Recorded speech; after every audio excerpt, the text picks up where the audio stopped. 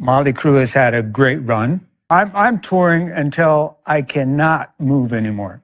And then, after that, when they bury me. At the age of 73, Mick Mars shocked everyone by telling the world some serious things about Mötley Crüe. He said they cut him out of getting his fair share of money and did lots of sneaky things to take away his control of the band. But those things he said were just the start of a much bigger and more complicated story. What's really happening? Let's look closer at what went wrong between Mick Mars and Mötley Crüe. Mick Mars was born in 1951 in Terre Haute, Indiana. His real name is Robert Allen. He grew up in a family that didn't have much money, and he started playing music when he was a teenager. Before he became famous for glam metal music, Mars spent almost 20 years playing in small bands in California that nobody knew about. He kept failing and switching to different bands. All those years of people saying no to him made him tough and gave him that rough style that made him famous when he helped start Mötley Crüe in 1981. Right from the beginning, Mick Mars was super important in making Mötley Crüe sound the way they did. While the other guys in the band were known for acting wild and living crazy lives, Mars stayed focused on making good music and playing guitar really well. He was the one who came up with the name Mötley Crüe after hearing someone say they looked like a motley-looking crew. That idea not only helped create the band's brand, but it also showed what kind of person he was. The biggest difference between Mick Mars and the rest of Mötley Crüe was how hard he worked. While the other guys followed whatever was popular in metal music, Mars stuck to old-school blues rock, making heavy, deep guitar sounds that you hear in famous songs like Kickstart My Heart, Girls, Girls, Girls, and Dr. Feelgood. People who worked with him in music studios said that Mars was always the first person to show up and the last person to leave. He always carried around a notebook where he wrote down technical notes about every guitar solo. Mick Mars worked even harder when you think about the bone disease he has. When Mars was 17 years old, doctors told him he had something called ankylosing spondylitis. This is a sickness that never goes away and makes his backbone slowly stick together. It's a really rare disease that causes constant pain and makes it very hard to move around. According to medical papers that Mars showed during a court case in 2023, he had surgery on his spine in 2004. Doctors put metal rods in his back to help him stand up straight, and he has to deal with pain every single day just to perform music. Even though he had health problems, Mars never let his sickness control his career. For more than 40 years, he was part of every album they recorded in the studio, every tour, and every big event. Music industry professionals have said many times that most of the guitar parts you hear on their albums were played completely by Mars himself, without any help or fake computer tricks.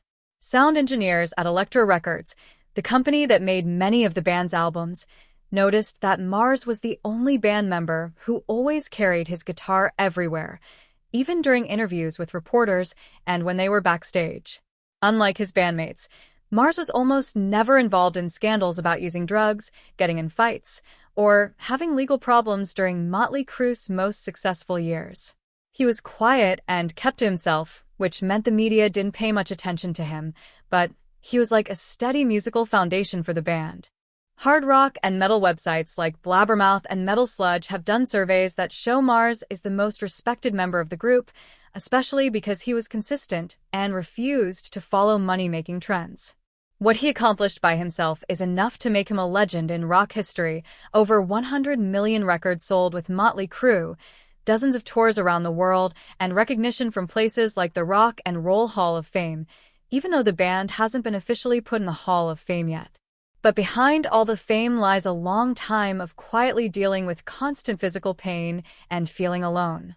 This is something the public has only recently started to understand. On October 26, 2022, Mick Mars officially announced that he was stopping touring with Mötley Crüe, saying his health problems meant he couldn't keep up with the band's tough concert schedule anymore. His statement was very clear. He said he was still an official member of the band, just stepping back from live concerts without giving up his membership or his share of the group. This news was quickly picked up by big news outlets like Variety, Billboard, and Rolling Stone, and it got a lot of attention from fans. Right after that, Mötley Crüe put out their own press statement saying that a new guitar player would replace Mick Mars for the rest of the stadium tour with Def Leppard. John Five, who is known for working with Marilyn Manson and Rob Zombie, was announced as the replacement. What the press release said made people ask questions. There were no details saying that Mars was still a band member, and no mention of how royalties or profits would be shared after he stopped touring. The way the band's announcement described Mars as someone who had finished his job made people doubt if they were being honest. What changed the situation was how the band handled the media in the weeks that followed. Promotional materials for the tour completely removed Mick Mars's picture. News about John 5 replacing him caused controversy among fans. Before joining Mötley Crüe, John 5 had been close friends with several band members, especially Nikki Sixx. Some music trade publications like Ultimate Classic Rock suggested that Mars's replacement had been planned ahead of time. Even though no fight was made public, people said Mick Mars was surprised by how fast everything happened and felt like he was pushed out without anyone asking him what he thought. It's important to know that within Mötley Crüe, Mick Mars always had an independent role, staying away from personal drama or business deals that weren't about music. This helped him keep a clean reputation, but it also meant his opinion didn't matter as much when the band made decisions. According to people who knew what was happening behind the scenes, Mars was often not at financial meetings, which led to his voting rights being reduced. Even though he still owned a big share of the Mötley Crüe brand, in the months after he stopped touring, Mick Mars didn't say anything publicly. He stayed quiet on social media, said no to interview requests, and avoided any events related to Mötley Crüe. But by late January 2023, reporters found out he had quietly met with lawyers in Los Angeles, preparing legal papers about his rights within the group. This was later confirmed by Deadline, showing that Mars didn't accept being removed without his agreement and was preparing a planned response. Another thing worth noting was how the remaining band members handled the media. Nikki Sixx kept posting unclear statements on Twitter about needing team spirit and the new high-energy lineup without mentioning Mick Mars. Tommy Lee shared rehearsal photos with John 5, while Vince Neil stayed completely quiet. These actions were seen by some fans as disrespectful to someone who had been with the group for over 4 decades. As the situation got worse, veteran artists like Dee Snider from Twisted Sister and Traky Guns from LA Gun spoke out in support of Mick Mars, calling Mötley Crüe's treatment of a founding member a clear betrayal. Major forums in the metal community like Reddit, Metalcore, and Blabbermouth opened discussion threads analyzing the legal implications, clearly showing that the internal fight within the band could no longer be hidden. The withdrawal from touring had become the starting point of a far more complex series of events that were about to unfold. The lawsuit papers revealed on April 6, 2023, Mick Mars officially filed a lawsuit against Mötley Crüe in the Los Angeles County Superior Court, starting an unprecedented public legal battle in the band's history. According to details reported by Variety, Mars accused the remaining members of illegally and immorally working together to kick him out and of cutting his profit share on their own in an attempt to remove him from making decisions. At the center of the lawsuit was a fight over ownership shares. Mars said he still owned 25% of the group and that reducing his share to 5% was done without any legitimate agreement within the band. His lawyers said that the other members, through their private lawyers and the band's CFO, had changed the money distribution terms by themselves even though Mars never signed any papers saying he was quitting or giving up his rights. Importantly, the lawsuit revealed behind-the-scenes details that were never made public before. In a part quoted by Rolling Stone, Mick Mars said he had been forced to prove he could still perform through personal tests. He described this as a form of humiliation and degradation, especially given his status as an original member. According to Mars, none of the other 3 members had ever been made to do similar things. On music forums and social media, many argued that Mars was being made a scapegoat in a group increasingly driven by money interests. Some industry figures, including veteran journalist Eddie Trunk, suggested that Mars had the most distinctive playing style and that continuing the band without him would weaken its core musical value. Loudwire published an article noting that Mars's claims aligned with a broader pattern of internal restructuring used by many major bands to maximize financial gain. Beyond financial and performance-related disputes, a key part of the lawsuit addressed brand ownership. Mars claimed he remained a co-owner of the Mötley Crüe name and had voting rights on major decisions. The band's continued use of the name without his approval was seen as a violation of long-standing partnership principles. Mars's legal team said they were considering a motion to stop the band from using the name unless a clear agreement was reached. The legal battle also began affecting the band's credibility with business partners. According to industry sources, several brands that had sponsored past tours reached out for clarification. International event organizers like Live Nation were said to be closely watching the lawsuit's developments, as it could affect future tour contracts. As of mid-2024, the case hadn't reached a final ruling, but it already caused lasting fallout. Regardless of the outcome, the lawsuit's revelations have damaged Mötley Crüe's public image. For Mick Mars, this isn't just a legal battle. It's a fight to defend his honor and personal legacy after more than 4 decades of contributing to American hard rock. While the band moves forward with its new lineup and avoids addressing the controversy, Mick Mars has taken a different path. He has chosen not to fight back with words, but instead launched an independent music project for the first time under his own name, marking a completely new chapter. The team behind the album included experienced musicians: Paul Taylor, a keyboard player known for Winger and Alice Cooper, Jacob Bunton on lead vocals, Chris Randall on bass, and Ray Luzier on drums from Korn. The presence of these established names showed that this wasn't a personal experiment, but a strategic release aimed at redefining Mick Mars's musical identity post-Mötley Crüe.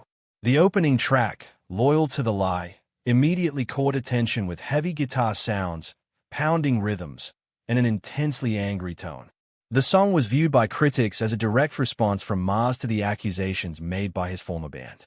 In an interview with Guitar World, he said, "I don't need to write a statement. I just let the guitar do the talking."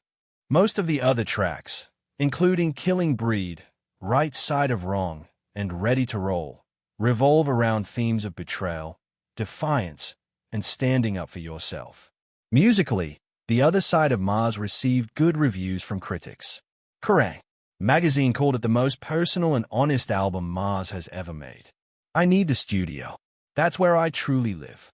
Notably, Mars confirmed that is already working on a second album, expected to be released by the end of 2025. The next project is described as more electronic in tone, experimenting with ambient and industrial rock. He revealed that is working with an emerging female artist in the alternative scene, though her name hasn't been disclosed. Mars's goal is to continue challenging himself and remain completely independent of any past legacy.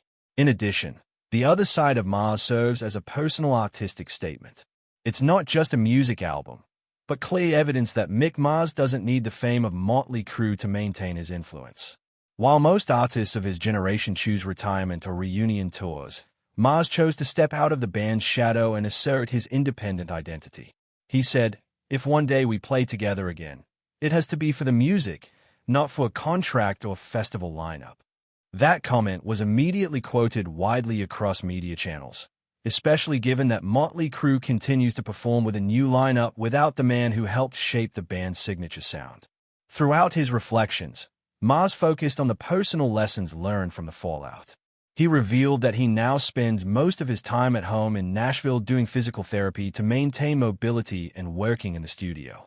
Although he no longer performs live, he continues to practice guitar daily and compose new music as a form of mental therapy.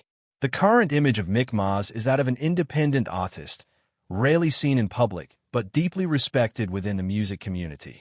At major rock festivals like Hellfest, France, and Aftershock, USA, many younger bands have openly credited him as an influence in guitar style and production philosophy. On platforms like YouTube and podcasts, channels dedicated to classic rock regularly feature segments on Mars, analyzing each album, each solo, and how he has preserved his artistic identity over decades. For Mick Mars's upcoming 75th birthday celebration expected in 2026, several veteran music journalists have proposed nominating him for the Rock and Roll Hall of Fame, not just as a Mötley Crüe member, but as a solo artist. According to an analysis by Music Business Worldwide, Mars's influence has grown noticeably since the lawsuit, reflecting a public shift toward valuing transparency, integrity, and long-term artistic dedication over superficial glamour. Mars himself rarely talks about awards or recognition. In a conversation with Metal Hammer at the end of 2024, when asked how it felt to have laid the truth bare, he responded simply, "I didn't speak to win. I spoke to stay true to myself." As of now, Mars remains silent on whether he plans to re-engage in any form of collaboration with Mötley Crüe. Legal teams on both sides are still negotiating, though no terms have been disclosed. Meanwhile, he remains firmly committed to his independent creative path, stating he will only release new information when I'm ready mentally and artistically. Though no longer standing on brightly lit stages with the band, Mick Mars still holds his place as an irreplaceable figure in American classic rock. And at 73, he hasn't chosen to fade away. He's rewriting his final chapter through the sound of his guitar and the clarity of his words. What do you think about Mick Mars's revelations? Leave a comment below and let us know your thoughts after this video. Don't forget to subscribe and hit the notification bell to stay updated with our latest content.